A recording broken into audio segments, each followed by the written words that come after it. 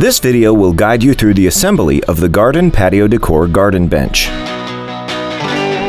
Inside the box, you'll find all parts, fasteners, and tools needed for assembly. Let's start by attaching the leg frames, parts C, to each end of the bench top, component A. Insert the S4 pan head tapping screws, 6 on each side. Next, we'll assemble the central cross support bar using components B and D. Place the 4 D components along the B component and align them where the holes are marked. Secure each D component using the T2 hex key and 2 S2 hex socket screws on top of each one.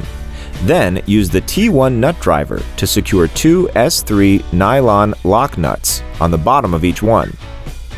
Next, attach the cross support bar beneath the bench. On each side of the bench, place 2 S5 coupling nuts in the center of the frame, and then use it to fasten 4 S1 hex socket screws using the T3 hex keys.